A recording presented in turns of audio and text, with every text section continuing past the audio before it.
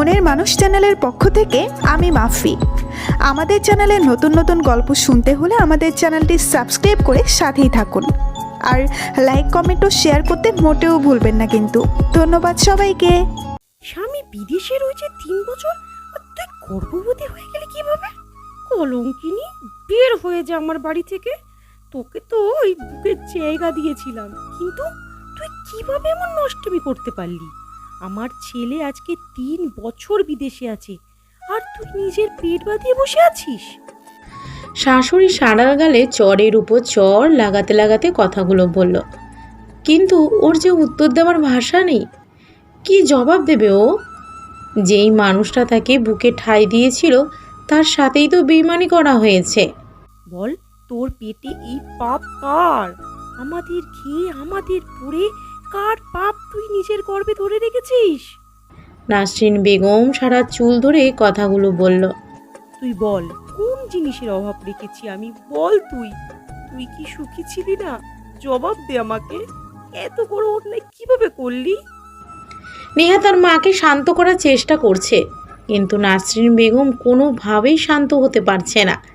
যেই মেয়েকে রাস্তা থেকে তুলে এনে নিজের বাড়িতে আশ্রয় দিয়েছে, কোনো আশ্রিতার পরিচয়ে না, নিজের ছেলের বউ হিসেবে, কিন্তু এই হতবুদ্ধিটা কী করে বসলো? এটা ভেবেই নাসরিন বেগমের দুঃখে কষ্টে ঘৃণা সব একসাথে হচ্ছে।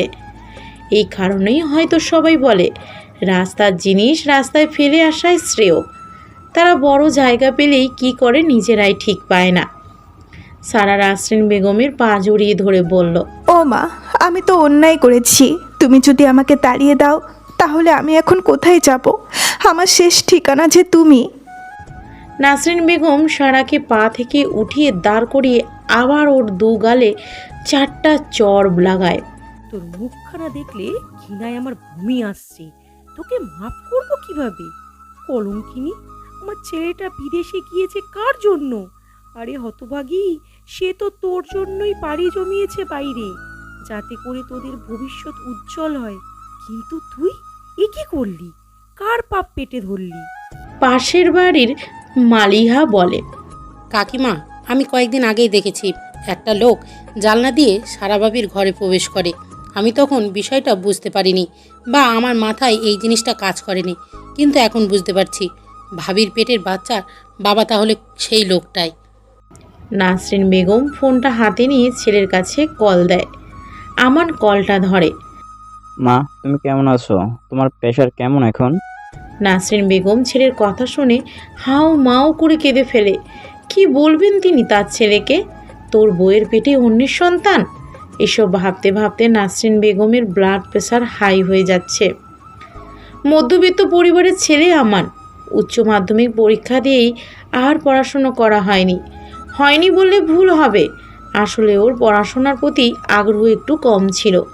বাবার বেশ কয়েক বিঘা জমি থাকায় চাষবাসের কাজে লেগেছিল, কিন্তু কয়েক বছর পর নতুন আবদার করে বসে মায়ের কাছে সে বিদেশে কাজ করতে যাবে। নাসরিন বেগম বেশ কয়েকবার বারণ করেছিল যে বিদেশে গিয়ে তুই কি করবি? আল্লাহ আমাদের জমি জমা তো আর কম দেয়নি, তুই চাষ কর। না মা, তুমি জানো না আজকে বাইরের দেশে কাজে গেলে কত মূল্য, কত কত টাকা আয় করা যায়।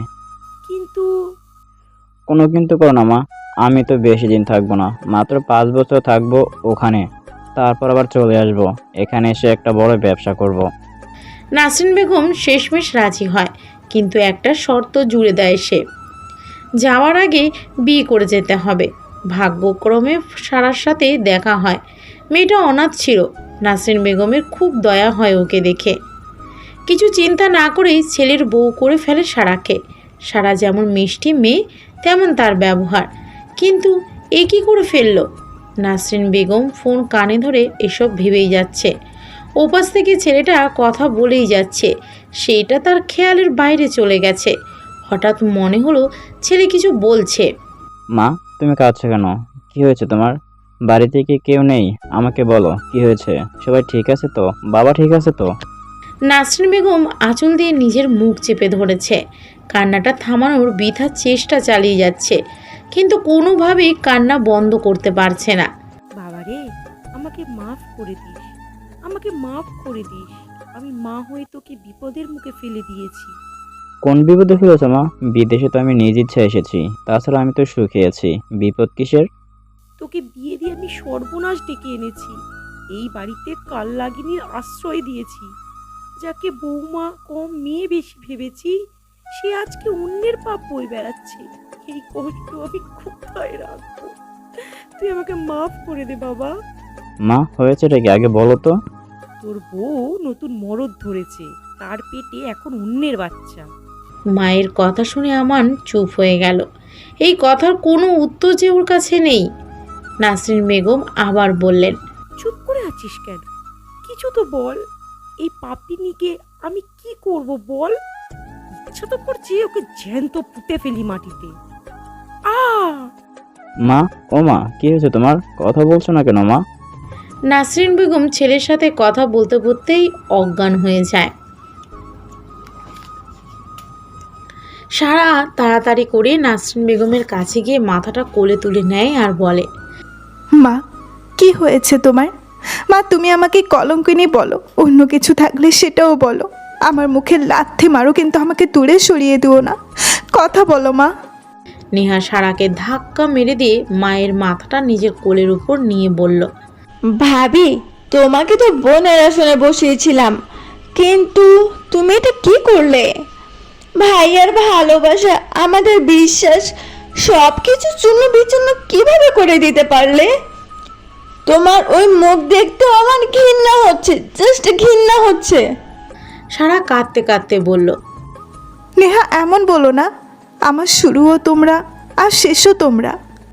ও, শুরু আমরা আর শেষটাও আমরা, মাঝখান দিয়ে তুমি অন্য কারো।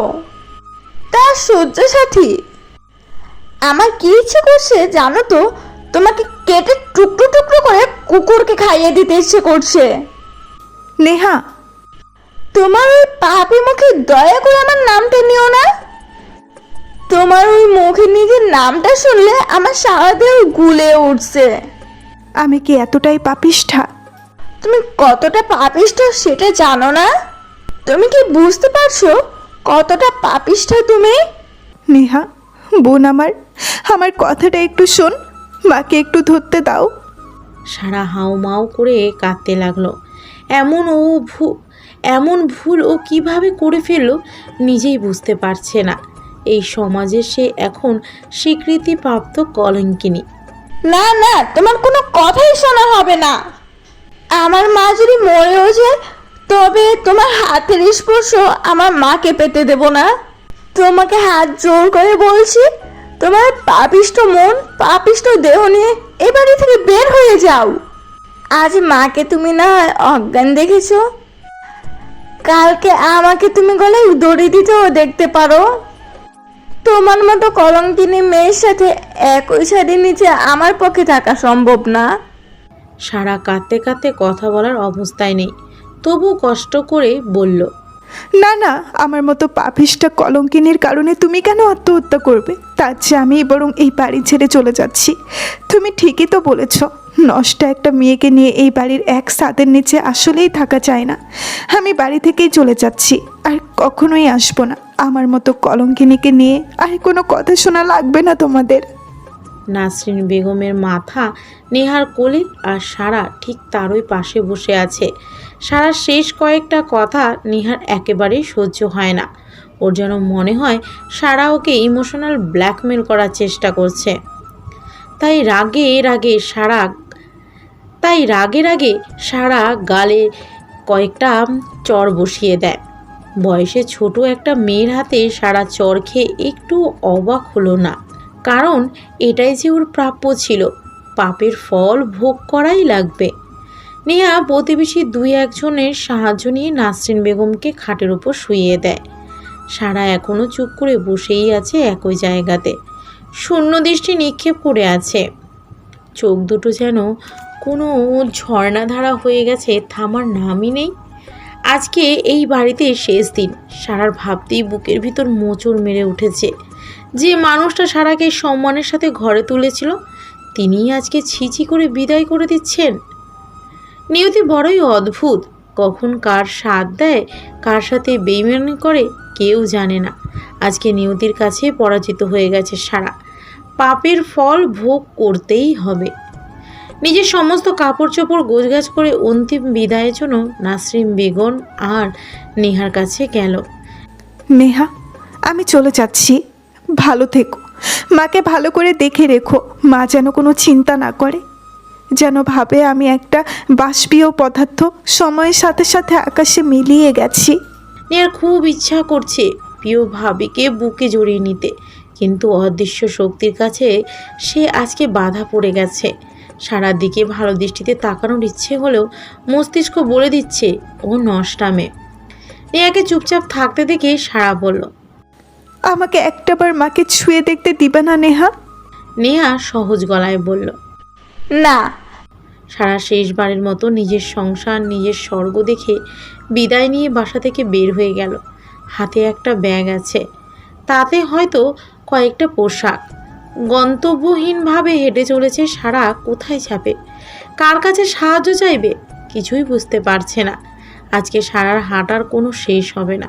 শুধু আজকে কেন, হয়তো সারা জীবন এমন ছন্নছাড়া হয়েই কাটিয়ে দেবে।